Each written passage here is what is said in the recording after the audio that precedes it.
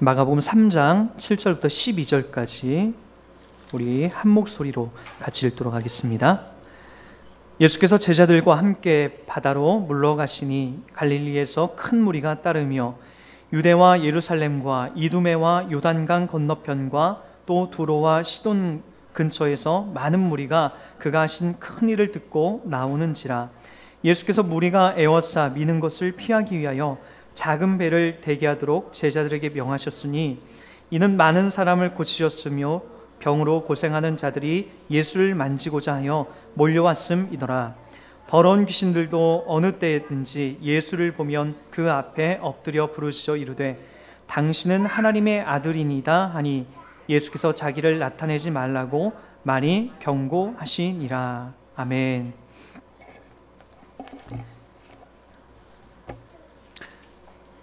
네, 구정 명절 잘 보내시고 여러분 모습을 다시 보게 돼서 너무나 반갑습니다. 하나님의 그 은혜를 우리가 먹고 사는 자답게 사실 명절 때도 여러분 그날만 되면 참 좋은 거 우리가 많이 먹잖아요, 그죠? 뭐 다른 날 같지 않게 참 좋은 건 많이 먹고 또 이제 좋은 사람들 많이 만나는데 잠깐 그때뿐이죠. 또 다시 지나고 나면 우리 현실적인 이 상황들 앞에서 우리가 또 싸우게 되고 또 부딪히게 되는 그런 모습들이 우리들 가운데 여전히 있다는 걸 여러분 기억했으면 좋겠습니다. 여러분들이 이 목사나 이런 어떤 교회 장로님들 신앙생활 열심히 하는 분들을 보면서 여러분 가끔가다 위로를 받아야 될 때가 있는데 그때는 언제냐면은 목사님들의 어떤 그 가정들이 좀 아플 때예요. 아플 때. 여러분들이 보통 이제 저도 그랬지만은 예전에 그 목사님과 목사님 가족들은 전 절대로 아프지 않을 거라고 생각이 됐었어요. 막 신앙생활 막 처음에 할 때 여러분도 아마 그랬을 거예요. 목사님은 뭐 화장실도 안 가고 그리고 뭐 어떤 음식도 이제 아주 그냥 뭐 구별해서 드시고 뭐 그렇게 여러분이 아셨을 거예요. 막상 이제 저희 가족들이 이번에 이제 아주 명절 기간에 정말 많이 아팠거든요. 저만 이제 살아남고 저희 안에 이제 독감으로 한참 고생을 하고 또 그게 이제 우리 자녀들한테도 가서 이틀 밤을 거의 새다시피 명절과 명절 바로 지난 그 다음 날을 그렇게 막 이제 보냈어요. 여러분들이 좀 그런 걸 통해서 위로를 받으셔야 돼요. 목사님네 가정도 명절날 행복하지 않고 저렇게 아프구나, 고통이 있구나. 무슨 얘기냐면은 하나님이 그래도 여러분 목사들은 좀 특별히 이제 목사님들은 불러내신 분들 아닙니까? 그죠? 불러내서 성도들에게 하나님 말씀을 잘 가리키고 본이 되고 덕이 되라고 이렇게 여러분들 가운데 세워주신 그런 목사들이 아닙니까? 근데 목사님들이 아파요. 목사님네 가정에도 아프고 또 이제 설교 준비 때문에 뜬 눈을 세우는 게 아니라 자녀들을 간호하고 이제 그러느라고 뜬 눈을 세울 때가 있다는 거죠. 그런 것 통해서 여러분 위로를 받으세요. 무슨 얘기냐면은 하나님이 특별히 불러내서 목사로 세운 사람들도 그렇게 아픈데 여러분들이 가끔 몸이 아프고 자녀들 가운데 어떤 문제가 생기고 할 때마다 여러분 꼭 기억하십시오. 이 목사님네도 아픈데 우리들도 아픈 건 당연하다. 그걸로 좀 위안을 좀 삼으시고요.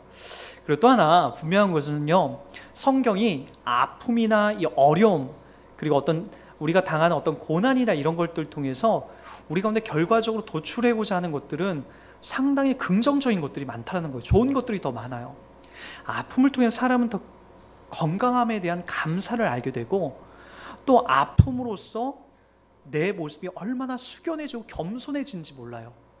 그때는 여러분 돈도 필요 없고 좋은 음식도 필요 없다는 거 아시잖아요. 그죠? 그렇기 때문에 여러분 아픔을 통해 사람은 더 겸손해지고 더 낮아지는 거예요. 하나님이 여러분들에게 또 저에게 그런 길들을 이제 허락하시는 것은 분명히 더 성숙하고 더 감사를 회복하고 우리 자신이 이 땅 가운데 어떻게 살아가야 되는지에 대해서 그리고 얼마만큼 다른 사람을 위로해야 되는지에 대해서 이제 그런 것들을 우리 가운데 허락하시는 것에 이제 주시는 거죠. 그래서 저는 이제 명절 때도 이렇게 쭉 생각해 봤지만 하나님의 은혜밖에 없다. 그것이 이제 또 한편 이번 명절을 보내면서 저에게 찾아왔던 그런 은혜의 모습이었습니다. 아무리 생각해 봐도 아무리 또 되뇌어 봐도 하나님의 은혜 외에는 아무런 답도 안 나와요. 여러분들이 꼭 그걸 확인하시고 오늘도 이 말씀을 통해서 그것만 좀 회복하고 찾아가셨으면 좋겠어요. 하나님께서 우리 가운데 베풀어 주신 그 은혜, 그리고 우리 속에서 어떻게 오늘 또 고백되어야 되는지 그 내용들을 오늘 말씀을 통해서 함께 찾아가 보도록 하겠습니다. 여러분, 우리가 오늘 이 본문을 보기까지 지난 시간까지 우리가 5가지 큰 논쟁을 통해서 이 본문이 왔다라는 걸 여러분들이 아셨으면 좋겠습니다. 그래서 사실 오늘 이 본문은요, 다리 역할이에요. 가교 역할이죠. 이 본문을 통해서 지난 시간까지 있었던 5가지 논쟁, 그리고 그 전에 있었던 여러 가지 질병을 고쳐내는 그런 일들을 떠나서 다른 이야기거리로 흘러가기 위한 가교 역할이 바로 오늘 본문이에요. 이 다리를 건너지 않으면 다른 이야기로 이제 못 넘어가는 거예요. 그래서 오늘 이 본문에는 여러분 그 역할들에 아주 집중하고 있는 것들을 볼 수가 있어요. 그래서 지난 시간까지 우리가 5가지 아주 중요한 그 논쟁거리가 있었죠. 그 중풍병자의 죄사함, 중풍병자의 치료함이 아니라 죄사함에 성경의 포커스가 맞춰져 있다는 것, 그리고 죄인 마태를 부르셨다는 것, 그리고 3번째가 이제 금식 논쟁이었고요. 왜 너희들은 금식을 하느냐 못하느냐 그런 문제였고요. 그 다음에 안식일에 하는 일들을 갖고 이제 바리새인들이 이제 걸고 넘어갔고요. 그리고 안식일에 마지막 5번째로 병 고치는 일들로 우리가 지난 시간에 예수님에게 와서 이제 걸고 넘어갔다는 것을 우리가 볼 수가 있었습니다. 이 5가지 논쟁이 계속해서 이제 예수님의 사역 속에 이제 등장을 하고, 결국에 그 끝물에 뭐라고 얘기하냐면은 예수를 우리가 바로 이제 그 윗구절이죠. 6절에 보면 바리새인들이 나가서 곧 헤롯 당과 함께 어떻게 하여 예수를 죽일까 의논하더라 라고 얘기하고 있습니다. 이 5가지 논쟁과 예수님이 행하셨던 그 모든 사역들을 보면서 이 바리새인과 헤롯 당들이 위기의식을 느꼈던 거예요. 왜냐하면은 바리새인들은 이 당시에 많은 사람들로부터 존경을 받았었어요. 그들이 가르치는 또 율법적으로 행하는 그런 일들 때문에 막 이렇게 집중의 어떤 관심을 받고 또 존경을 받는 무리가 돼 있었죠. 그래서 여기서 헤롯 당은 성경학자들에 의해서 정확하게 누구라고 얘기를 하지 않아요. 그러나 우리가 유추해 볼 수 있는 것은 헤롯 당 하면 뭐예요? 우리가 민주당, 새나라당, 새누리당 하면은 대충 어떤 색깔을 띠고 있는지 우리가 알잖아요. 그죠? 마찬가지로 헤롯 당 역시도 헤롯에게 충성하고 헤롯이 하는 그 역할, 그 정치에 온통 헌신하고 그것을 추종하는 사람들로 이렇게 이제 볼 수가 있어요. 그러니까 헤롯 당을 추구하는, 헤롯이 그 당시에 유대인을 실질적으로 지배하고 있는 그 왕이었는데, 이 사역이 예수에게 집중이 되고 예수를 쫓는 무리들이 많아지니까 밀란이 일어날 것 같고, 헤롯을 추구하는 그 사람들에게서 이제 예수를 추구하는 사람들이 점점 늘어나게 되니까 위기의식을 느꼈던 거죠. 그래서 이제 바리새인과 헤롯 당들이 모의해서 그 당시부터 어떻게 한 거죠? 예수를 잡아서 죽이려고 계속해서 맞았던 거예요. 사실 이 헤롯 당과 바리새인들은 사실 가지고 있는 신앙적인 노선은 좀 달랐어요. 그럼에도 불구하고 예수를 잡아 죽이자라고 하는 그것에 맞춰가지고 그 큰 목적이 그들에게 맞아서 이제 불순한 의도로 계속해서 끌어가는 걸 볼 수가 있죠. 그 이후에 이제 예수께서 제자들과 함께 바다로 물러갔다라고 얘기를 하고 있어요. 이 바다라는 것은 이제 그 갈릴리 호숫가죠. 그 호숫가가 바다처럼 넓기 때문에, 아니 이 유대인들은 보통 이제 큰 호수를 바다라고 이렇게 지칭을 하기도 합니다. 그래서 바다, 호수, 갈릴리 그런 것들로 이렇게 이야기를 하죠. 바로 그곳에 예수님이 다시 그 호숫가로 이제 갑니다. 그랬더니 어떤 사람들이 몰려오냐면요, 보십시오. 이제 8절입니다. 얼마나 예수님이 이 당시에 유명 인사였는지, 왜 바리새인과 서기관 이 헤롯 당들이 위기의식을 느꼈는지 이 부분을 보면 알아요. 8절을 한번 보세요. 8절 우리 다 같이 한번 읽어볼게요. 시작. 예수와 예루살렘과 이두메와 요단강 건너편과 또 도루와 시돈 근처에서 많은 무리가 그가 하신 큰 일을 듣고 나오는지라. 예수님이 이 당시 얼마나 큰 인기가 있었냐면, 얼마나 많은 사람들이 예수님을 추종했냐면은, 유대와 예루살렘이라는 것은요, 이스라엘이란 그 나라의 중심부예요. 유대와 예루살렘, 그 중심부예요. 거기에서부터 사람들이 이제 예수님을 만나고자 막 찾으러 왔고요. 그리고 이전에 그 두 번째 보면 이두메라는 지역이 나와요. 이두메는 이제 이게 어디냐면 유대의 최남쪽 지역이에요. 이 이두메라는 지역이 그 최남쪽에는 이제 유대의 그 부엘세바라는 최남단이 부엘세바라는 지역이 있거든요. 이 부엘세바 지역이 바로 이 이두메 지역인데 이스라엘의 그 영향이 미치는 최남단 지역입니다. 그 밑으로는 쭉 더 내려나가면은 시나이 반도가 나오고요. 그리고 이제 애굽이 쭉 나오죠. 그래서 이제 이스라엘의 영향력이 미치는 최남단 그쪽에서부터 시작해서 또 어디가 나오냐면요. 요단강 건너편이 나와요. 동쪽이죠. 이스라엘의 동쪽. 요단강 건너편이면은 이 지역이 어디에 베레아 지역이에요. 베레아 지역에서도 사람들이 나오기 시작했다는 거예요. 요단강을 건너서 이방 땅에서도 사람들이 나오기 시작했고요. 그리고 또 두로와 시돈이라고 합니다. 두로와 시돈은 어디예요? 북서쪽이에요. 이스라엘 북서쪽. 지중해 동쪽이죠. 그러니까요. 그쪽에서도 사람들이 수없이 많이 나와요. 이 지역은 여러분 예수님도 이제 우리가 마가복음 7장에 가보면 이 부분 한 번 더 공부할 텐데요. 그 스로보니게 여인 있죠. 그 여인을 만나줬던 곳 바로 이곳이 바로 두로와 시돈 지역이죠. 이곳도 이제 이방 땅이에요. 이 베니게 사람들이라고 하는데 그곳에 유대인들과 이제 근접하는 그 거리 이방 지역에 있는 그 사람들까지도 바로 이제 또 예수님에게 나왔다라고 하는 것을 볼 수가 있습니다. 그러니까 여러분 이 당시에 어떻다는 거예요? 유대와 예루살렘에 있는 사람들뿐만 아니라 그 지역에 있는 이방 지역, 가까이 있는 이방 지역에 있는 사람들까지 나올 정도였으니까, 갈릴리 예수가 있는 곳에 나올 정도였으니까 이 바리새인과 헤롯 당원들이 얼마나 위기의식을 느꼈는지 우리가 안 봐도 알 수 있다는 거죠. 이런 상황 속에서 지금 예수님이 바로 이 이야기들 전개해 나가고 있다는 거예요. 여러분 왜 이렇게 많은 사람들이 예수님에게 나왔죠?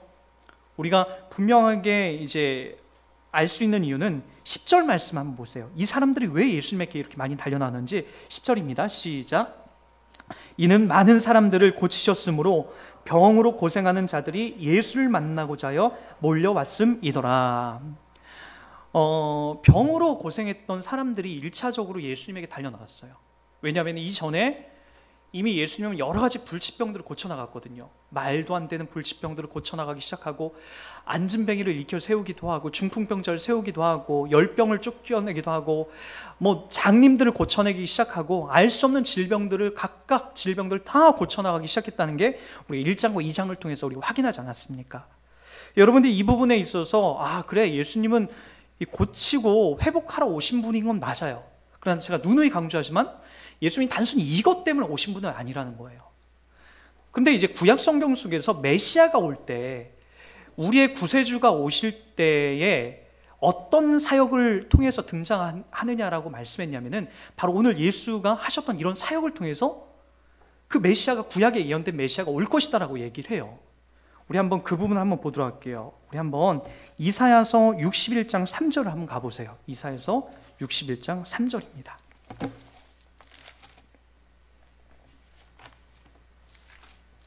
제가 읽어드립니다.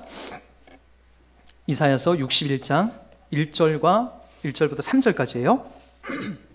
주 여호와의 영이 내게 내리셨으니 이는 주 여호와께서 내게 기름을 부으사 가난한 자에게 아름다운 소식을 전하게 하려 하심이라. 나를 보내사 마음이 상한 자를 고치며 포로된 자에게 자유를, 갇힌 자에게 노임을 선포하며 여호와의 은혜의 해와 우리 하나님의 보복의 날을 선포하여 모든 슬픈 자를 위로하되 무릇 시온에서 슬퍼하는 자에게 화관을 주어 그 죄를 대신하며 기쁨의 기름으로 그 슬픔을 대신하며 찬송의 옷으로 그 근심을 대신하시고 그들이 의의 나무 곧 여호와께서 심으신 그 영광을 나타낼 자라 일컬음을 받게 하려 하심이니라.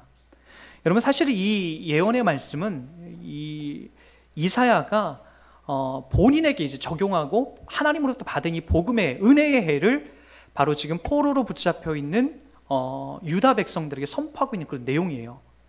그러나 이 말씀을 누가 인용을 하시냐면은 우리 누가복음 4장 17절에 보면은 제가 읽어드립니다. 이런 얘기가 나와요. 17절부터 19절까지 보면은 선지자 이사야의 글을 들이거늘 책을 펴서 이렇게 기록된 데를 찾으시니 곧 주의 성령이 내게 임하였으니 이는 가난한 자에게 복음을 전하게 하시려고 내게 기름을 부으시고 나를 보내사 포로된 자에게 자유를, 눈먼 자에게 다시 보게 함을 전하게 하고 눌린 자를 자유롭게 하고 하면서 이 글이 오늘 너희에게 응하였다라고 얘기를 해요.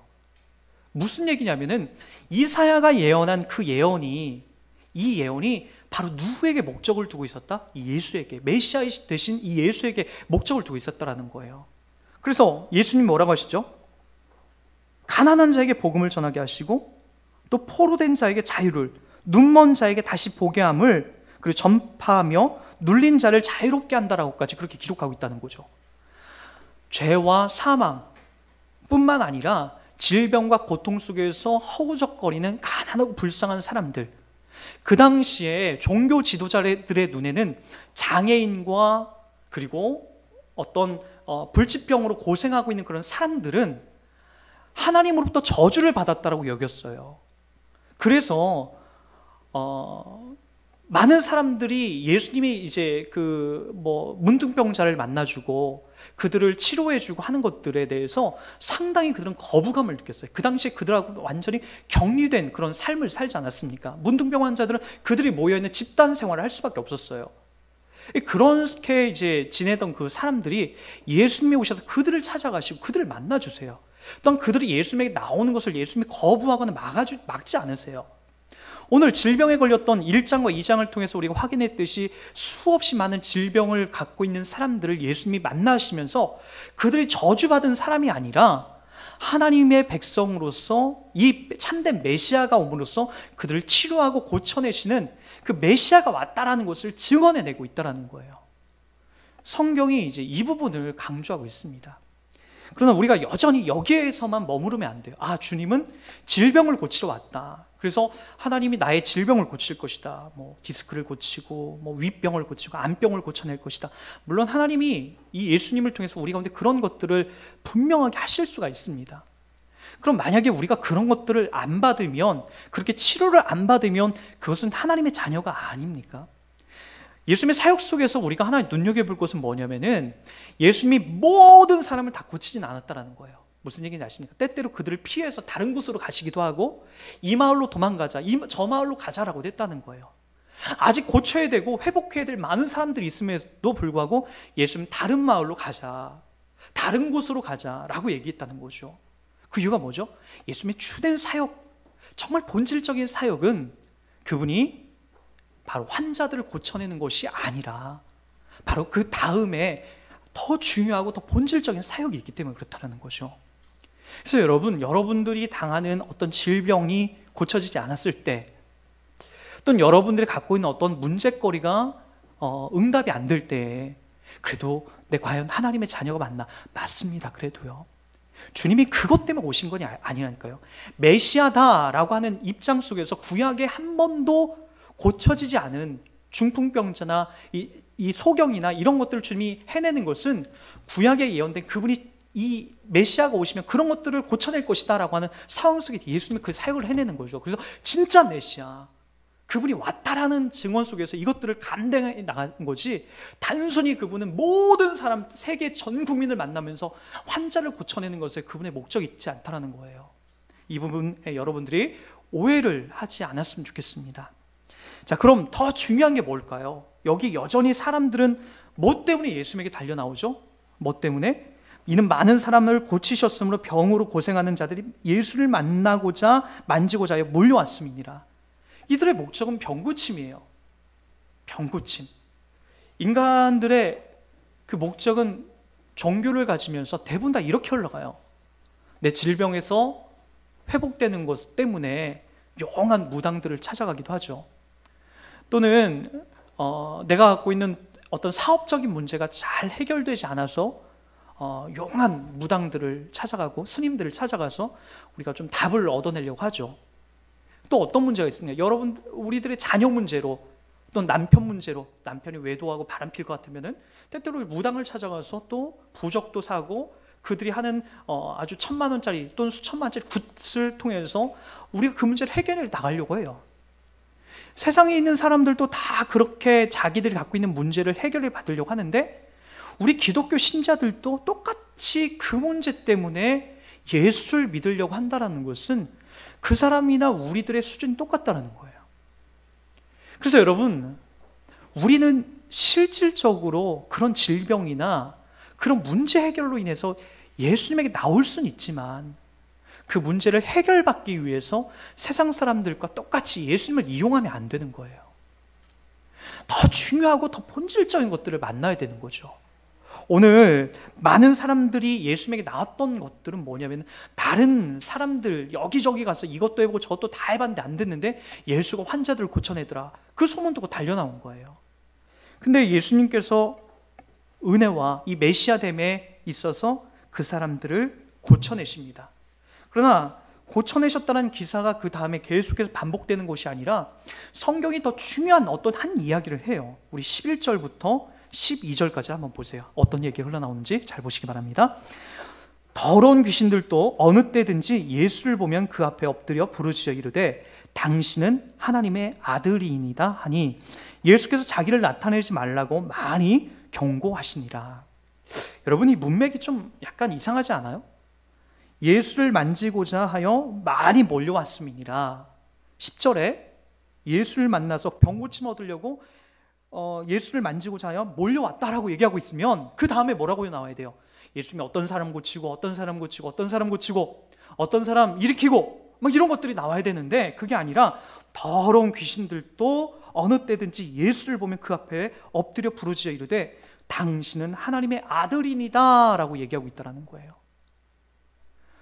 마귀, 귀신의 이야기를 하면서 귀신들이 고백해내고 있는 그 이야기가 여기에 초점이 되고 있어요. 그래서 이 이야기의 포커스는요, 질병을 고치고 환자를 고쳤다라는 그 이야기의 포커스가 아니에요. 다른 이야기로 뭔가를 끌어가려고 하는데, 그게 뭐냐면은 당신은 하나님의 아들이니다 라고 하는 이 이야기라는 거예요. 그런데 여러분, 신기한 게 있죠. 예수님의 그 실체를 이 당시에 사람들은 이제 몰라요. 아무것도 몰라요. 진짜 이분이 하나님의 아들인지도 잘 모르겠고, 어떤 유명한 그냥 아주 선지자 정도로만 알고 환자들을 고쳐내는 것에 집중이 하고 있는데, 마귀, 귀신들은 뭘 알고 있냐면은 그 예수를 보고 자지러지면서 뭐라고 하냐면은 이분은 하나님의 아들이다라고 하면서 그렇게 이제 고백해내요. 그럼 여러분, 예수님의 진짜 목적이 뭐냐면은 이거예요. 당신 하나님의 아들이다라는 것을 만천하에 드러내고 내가 너희를 구하러 왔다라는 것이 예수님의 본질적인 사역 아닙니까? 그런데 보세요. 12절에 예수께서 누구를 꾸짖죠? 자기를 나타내지 말라고 경고하시니라. 꾸짖었다라는 거죠. 누구에게? 이 마귀에게, 이 귀신들에게. 자, 예수님의 그 실체가 드러났는데, 실체를 얘기하는데 얘기하지 말래요. 왜 그랬을까요? 여러분, 저는 이 부분에 있어서 이제 여러분들이 좀 이 부분에 오늘 이 말씀의 어떤 포커스가 좀 여기에 집중됐으면 좋겠어요. 여러분, 그 마귀에게는 왜 하나님이 이것들을 허락하지 않는 걸까요? 당신은 하나님의 아들이다. 성경이 이 부분만이 아니라 다른 부분에 있어서도 마귀가 예수님의 그 어떤 본질적인 모습을 이렇게 발견할 때마다 예수님이 그거에 대해서 상당히 많이 꾸짖고 말하지 말라라고 얘기를 해요. 우리 한번 그 부분을 좀 찾아보도록 할까요? 우리 오늘 본문도 그렇게 나왔지만 마가복음 1장, 우리가 그 전에도 이제 그렇게 나와요. 1장 34절에도 나와요. 제가 한번 읽어드릴게요. 1장 34절. 예수께서 각종 병이 든 많은 사람들을 고치시며 많은 귀신을 내쫓으시며 귀신이 자기를 알므로 그 말하는 것을 허락하지 아니하시니라.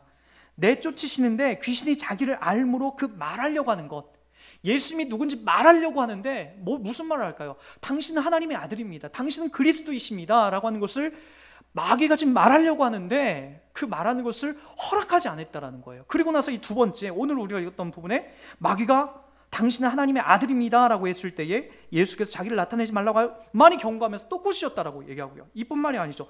누가복음으로도 가볼까요? 누가복음 4장이에요. 누가복음 4장 33절부터 35절에도 나옵니다. 누가복음 4장 33절부터 35절이에요.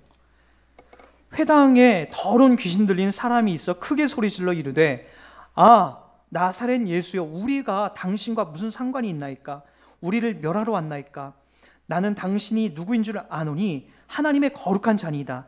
예수께서 꾸짖어 이르시되 잠잠하고 그 사람에게서 나오라 하시니 귀신이 그 사람을 무리 중에서 넘어뜨리고 나오며 그 사람을 상하게 한지라. 뭐라고요?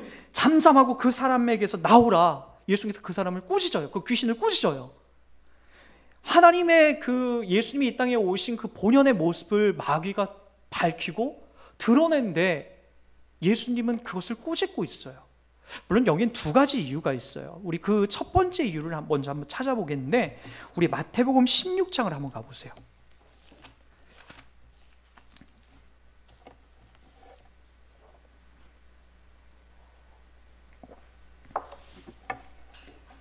마태복음 16장 13절부터 제가 읽어드립니다.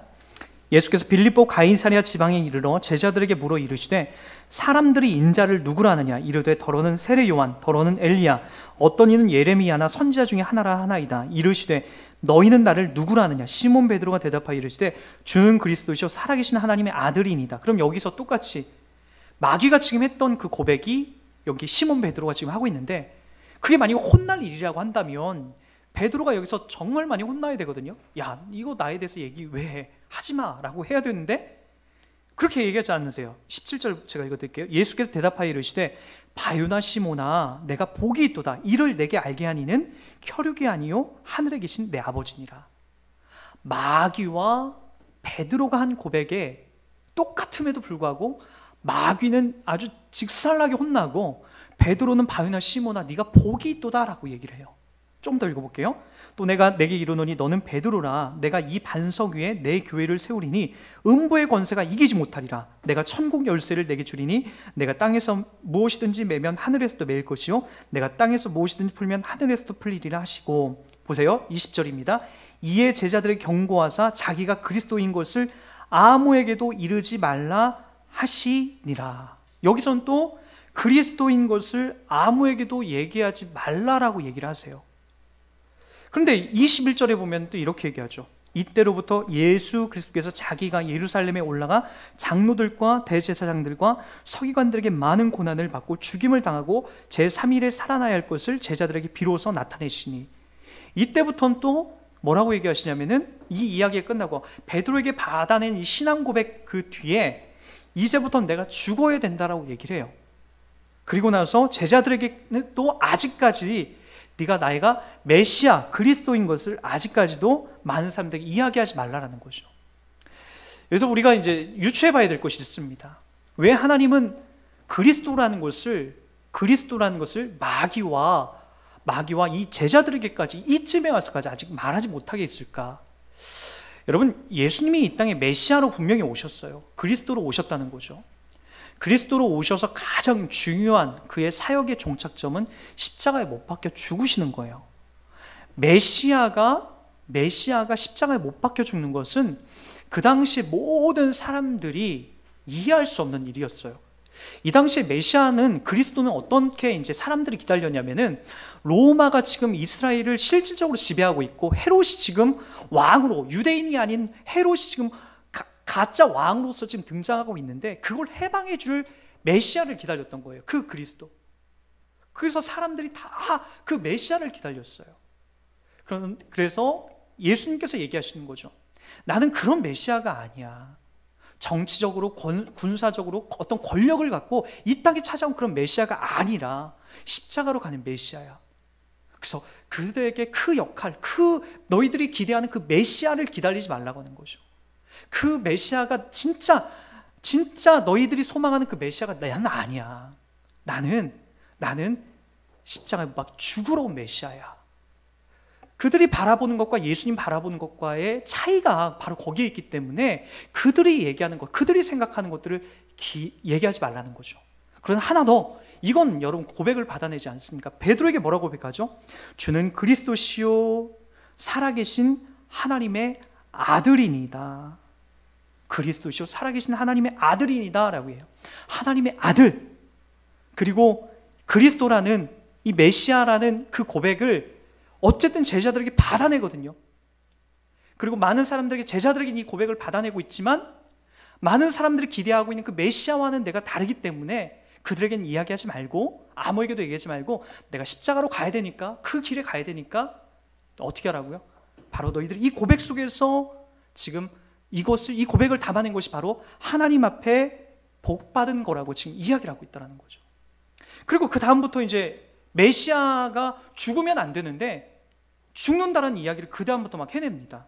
우리가 아까 읽었던 21절이 이때로부터 예수 그리스도께서 자기가 예루살렘에 올라가 장로들과 대제사장들과 서기관들에게 많은 고난을 받고 죽임을 당하고 제3일에 살아날 것을 제자들에게 비로소 나타내신다라고 얘기를 해요.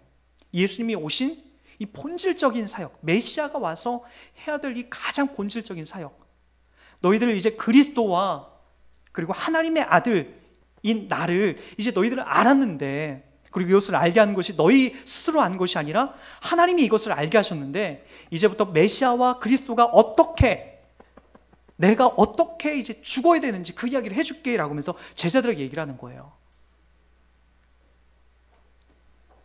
이 이야기를 통해서 많은 사람들에게 얘기하지 말라 제자들에게 지금 경고하면서 한 이유는 바로 제자들도 이것 예수님이 십자가에 못 박혀 죽으신 거에 대해서 받아들일 수 없기 때문에, 제자들도 못 받아들이는데 제자들을 떠난 많은 사람들이 어떻게 이것을 받아들일 수 있겠습니까? 그래서 예수님이 조심스럽게 이 부분에서 얘기를 하는 거예요. 그런데 베드로가 이걸 붙잡죠. 베드로가 예수를 붙잡고 항변하여 이르되 22절입니다. 주여 그리하지 마옵소서. 이 일이 결코 주께 미치지 못하리이다. 여러분, 이 정도입니다. 예수님께서 내가 누구이고 또 내가 어떤 역할 때문에 이 땅에 왔는지에 대해서 제자들에게 설명했음에도 불구하고 제자들이 죽을 수 없다는 거예요. 그 메시아가 어떻게 죽냐는 거예요. 메시아는 빨리 지금 로마를 쫓겨내고 헤롯을 물러내고 우리가 지금 당신이 메시아가 왕으로 좀 등장을 해야 되는데 십자가에 못 박혀 죽는다는 것은 이게 무슨 메시아냐, 이해를 못하는 거죠. 여러분, 그래서 이 문제가 정말로 이제 성경에 아주 중요하게 대두가 되거든요. 여러분, 중요한 게 있습니다. 왜 마귀에게 이 그리스도다, 이 하나님의 아들이다라고 하는 이것을 왜 그들에겐 받아내지 못했을까요? 첫 번째로 아직 시기가 안 됐기 때문에, 예수님이 십자가에 못 박혀 죽으신 그 시기적인 것들이 아직 안 왔기 때문에 아무한테도, 마귀가 아무리 예수님에 대해서 알고 있더라도, 예수님이 이 땅에 오신 그 목적을 알고 있더라도 마귀들이 그것을 얘기하면 안 되는 거예요. 이유는 두 가지예요. 하나는 시기가 아직 안 됐기 때문에, 메시아의 정확한 것들을 많은 사람들이 모르기 때문에 그것을 발설하면 안 되죠. 두 번째는 바로 그겁니다. 하나님께서 마귀에게는 이런 것들을 받아내려고 안 하세요. 무슨 얘기냐면은 하나님이 그리스도다, 메시아다, 하나님의 아들이다 라고 하는 이런 것들을요 할 때마다 마귀를 막 꾸짖어요. 왜죠? 오늘 베드로에게는 그렇게 얘기하지 않아요. 예수님의 제자들이 그리스도시요 살아계신 하나님의 아들입니다 라고 얘기할 때는 꾸짖거나 뭐 그러지 않았어요. 다만 다른 곳에 가서 그런 얘기는 하지 말아라 라고 정도만 얘기를 해요. 근데 마귀들한테는 막 경고하고 막 꾸짖고 입 다물어 막 그렇게 예수님이 얘기를 하세요. 중요한 이유가 있어요. 여러분, 하나님의 아들이다, 그리스도다, 메시아다, 이런 고백들은요 오늘 성경에도 얘기하고 있죠. 바위나 시몬아, 내가 복이 있도다, 이를 내게 한 것은 네가 아니라 하나님께서, 하늘에 계신 하나님께서 이것을 너에게 알게 하셨다라고 얘기를 하고 있어요. 중요한 게 있죠. 마귀는요 절대로 이런 신앙적인 고백을 한다 할지라도 하나님의 아들이 될 수 없습니다. 무슨 말인지 알겠습니까? 마귀가 하나님의 아들이다, 예수님 보고 메시아다, 그 이상의 것을 한다 할지라도 절대적으로 마귀는 하나님의 자녀가 될 수 없는 존재들이에요. 그러나 우리는 다르죠. 우리 사람은 달라요. 하나님께서 우리를 어떻게 만드셨어요? 그리고 어떤 언약 속에 우리를 붙잡고 계시죠? 심지어 누구를 보내셔서 우리를 구원하시죠? 다른 거 다, 우리가 구약에 등장하는 모든 거 다 절사하고 다 잊고 하나님 되신 그분이, 하나님의 아들 되신 그분이 이 땅에 성육신하여서 사람의 몸을 입고 이 땅에 오셨다라는 것, 진짜 메시아, 참 메시아로 오셔서 더군다나 그것도 그냥 세계 정복에 나서지 않고 십자가에 못 박혀 우리를 대신해 제물로 죽어주신다라는 것, 우리의 죄를 담당하셨다라는 것. 여러분, 이것만 우리가 좀 확인한다 할지라도 하나님께서 우리를 향한, 우리 사람을 향한 그 사랑의 깊이가 얼마나 큰지 우리가 알 수 있지 않습니까?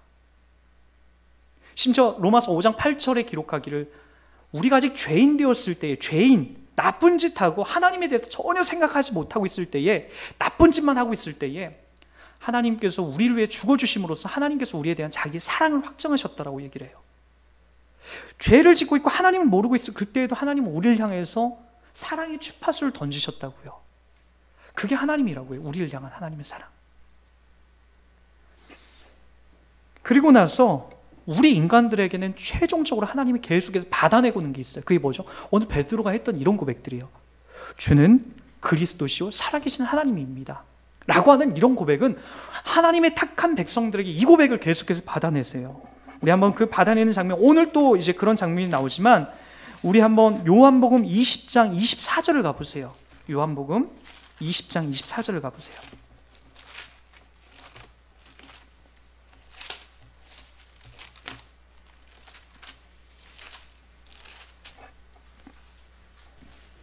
요한복음 20장 24절부터 제가 읽어드립니다. 12제자 중에 하나로서 디두모라 불리는 도마는 예수께서 오셨을 때에 함께 있지 아니한지라. 다른 제자들이 그에게 이르되 우리가 주를 보았노라 하니 도마가 이르되 내가 그의 손에 못자국을 보며 내 손가락을 그 못자국에 넣으며 내 손을 그 옆구리에 넣어보지 않고는 믿지 아니하겠노라 하시니, 여드레를 지나서 제자들이 다시 집 안에 있을 때에 도마도 함께 있고 문들이 닫혔는데 예수께서 오사 가운데 서서 이르시되 너희에게 평강이 있을지어다 하시고 도마에게 이르시되 내 손가락을 이리 내밀어 내 손을 보고 내 손을 내밀어 내 옆구리에 넣어보라. 그리하여 믿음 없는 자가 되지 말고 믿는 자가 되라. 28절입니다. 다 같이 고백할까요? 시작. 도마가 대답하여 이르되 나의 주님이시요 나의 하나님이시니이다. 결국에 하나님이 받아내는 게 뭐예요? 의심 많았던 제자 이 도마에게 하나님 받아내는 것이 뭐예요? 주는 나의 주님이시고 나의 하나님입니다 라고 하는 이 고백이라는 거예요. 여러분, 하나님이 이거 받아내시려고 오신 거예요. 근데 여러분, 이게 쉬운 고백이 아니에요. 사도행전 속에서 가끔가다 이제 이 고백이 이렇게 나오는 주 예수를 믿으라. 그리하면 너와 내 집이 뭐 구원을 얻을 것이다. 뭐 이런 것들이 이방 사람들에게 이렇게 전해져서 예수를 믿는다라는, 또 유대인들 그 아주 엄청난 로마의 핍박 속에서 그들이 예수님을 믿어갈 때마다 그들은 목숨을 내놓고 이제 예수님은 나의 구세주 되십니다라고 하는 그런 고백들을 했어요. 그래서 그 당시에 오직 했으면 우리가 지금도 차 뒤에 교회 다니는 사람들이 붙여 다니고 있는 익툭스라고 하는 그 물고기 모양의 그 모습들을 볼 수 있지 않습니까?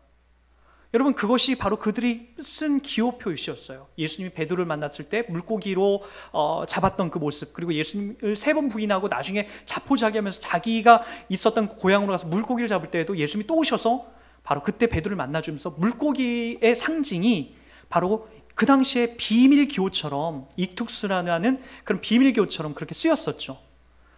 예수를 믿는다는 것이 발각이 되면 그 당시엔 죽었어요. 그런데도 그들은 죽음을 결사하고 예수를 믿었죠.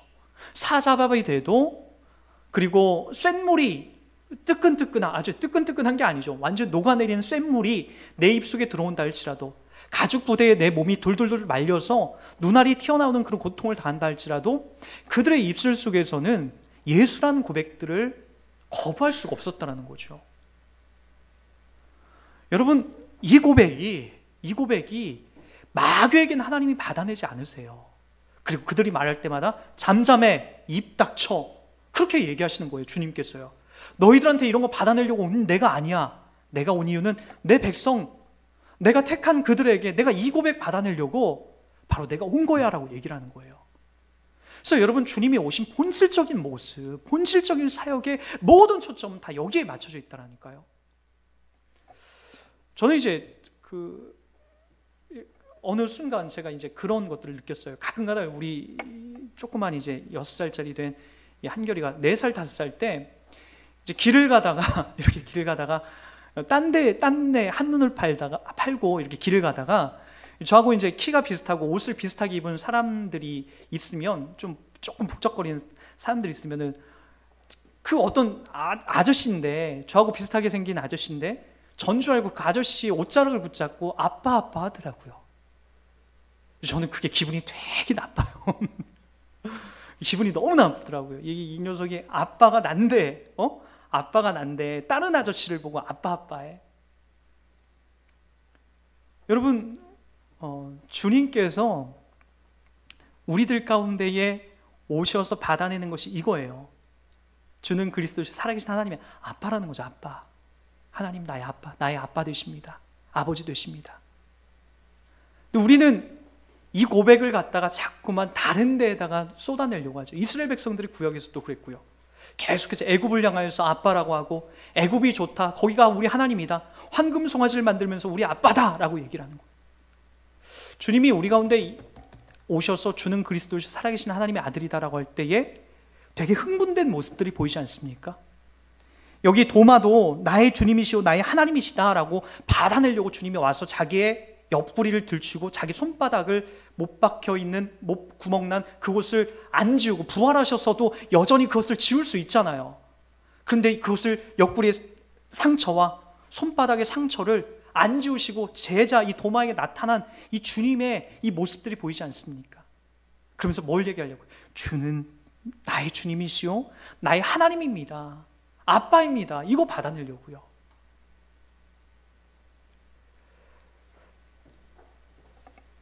바로 그 모습이 우리들에게 여러분 그대로 흘러나와야 돼요. 우리 입술 속에서 가장 큰 고백은, 가장 큰 기적은 바로 하나님이 나의 주님이시고 나의 구세주 되시고 예수님이 나의 생명이 되시고 나의 전부가 되십니다라고 하는 이런 고백들이라는 거죠. 하나님이 절대로 마귀에게 이것을 받아내지 않습니다. 누구에게 받아낸다고요?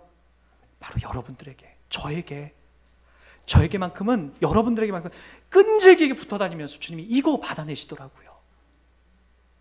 사랑하는 여러분, 우리가 이 고백 지금 하고 있으면 된 거예요. 그 누가 이제는 우리들 가운데 그렇게 얘기하잖아요. 야, 너의 재산 다 포기하고, 야, 교회 다니라고 하면 너 다닐 수 있어?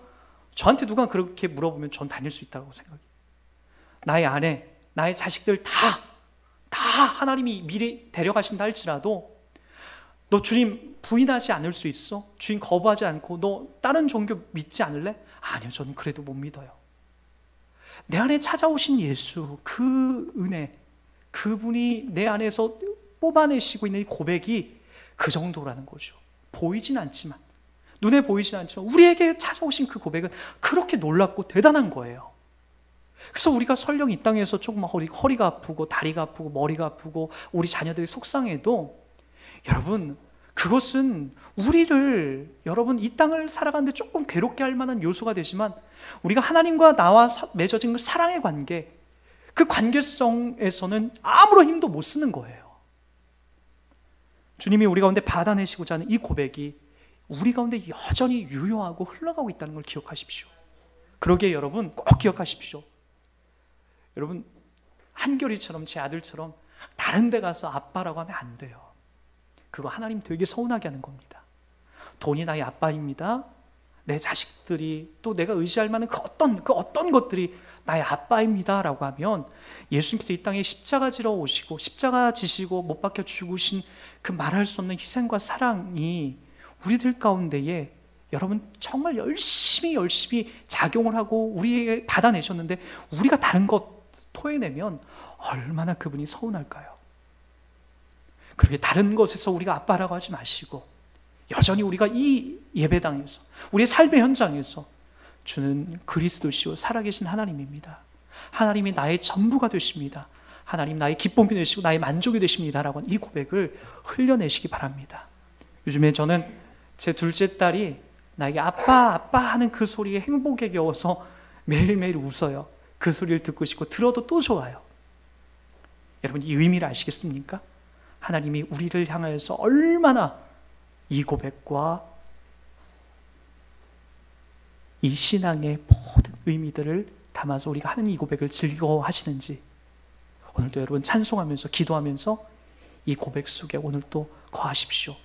하나님이 우리를 끈질기게 사랑하고 우리를 끈질기게 여러분 포기하지 않고 있다는 이 놀라운 은혜가 우리들 가운데 더 깊이 작용되어지고 느껴지는 그런 모습들로 나타나게 될 겁니다. 우리 이 은혜를 생각하면서, 그리고 이 마음을 우리가 가지면서 우리 찬송 같이 하도록 하겠습니다. 우리 찬송가